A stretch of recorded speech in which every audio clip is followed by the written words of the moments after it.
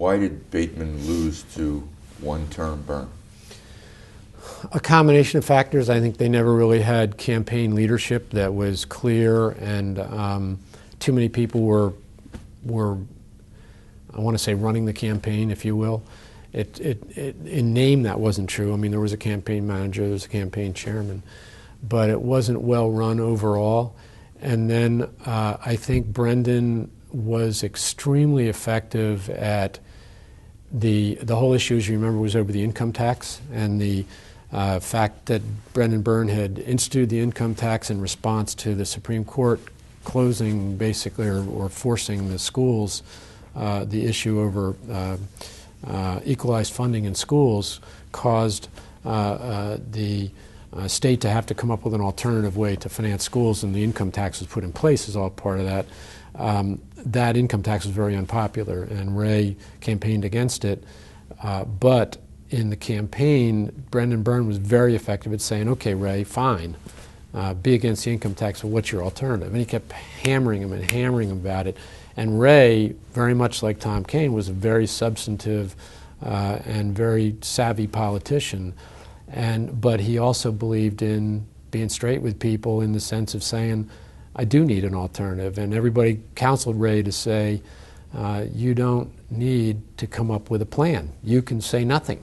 You can just be not Brendan Byrne and not have an income tax and worry about it after you get elected. And Ray, it troubled Ray, and he said, no, I have to have a plan. And eventually he put together a plan, but it was, and I don't know if you were at that press conference, but I remember that press conference very well. It was on a Friday night at the Robert Treat Hotel in the presidential suite toward the end of the campaign. It was in late October, not quite late, maybe mid-October or so, I think it was.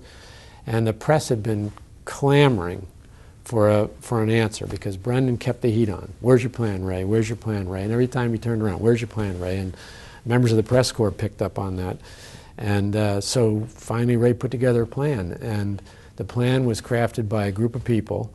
But at the same time, Bill Simon was head of something called he and Millicent Fenwick had teamed up to head up the Bateman, or the Simon Fenwick task forces on different aspects of New Jersey life. And one was on business, one was on education, one so on, different task forces. And Bill, to everything I knew in the campaign, had virtually nothing to do with the tax plan. But at that press conference, they combined two things: releasing the business report of the Simon Fenwick task force, and sliding in a tax plan.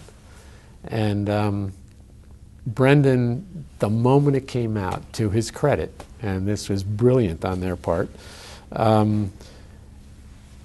called it the Bateman-Simon tax plan, although I don't really believe Bill had, and somebody else who was closer than I was to some of that would probably be able to tell you better, but I don't think Bill Simon was involved in that tax plan much, if any, at all, but immediately Brendan Byrne called it the Bateman-Simon tax plan, or as he said, the BS plan.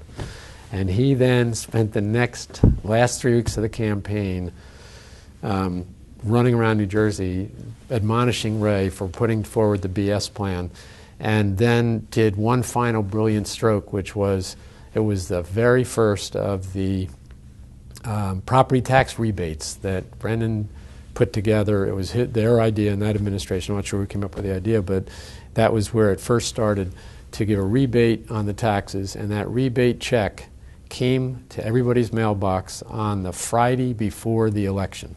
And I can remember Ray Bateman going back to his house and telling the story that when he opened his mailbox and pulled out his check that gave him X hundreds of dollars of rebate, signed Brendan T. Byrne, governor, he knew he was in trouble, because effectively that was a very effective way to buy votes at the end of a campaign, if you will. He told us that story in this chair, and said that was the night he knew he would lose. No kidding.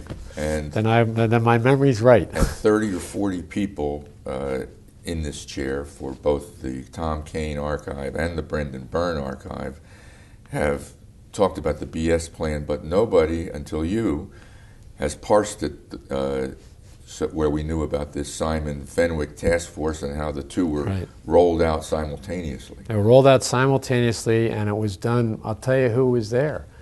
Nick Brady was there, former U.S. Senator Nick Brady, who was then head of Dillon Reed.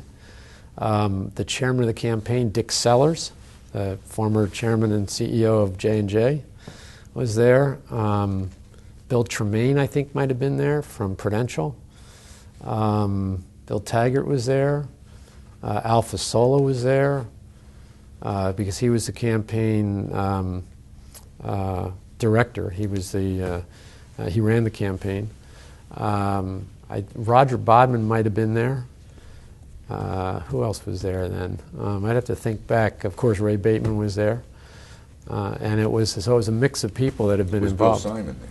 Oh, Bill Simon was there. Yes, of course. Bill was there because of the release of the task force report.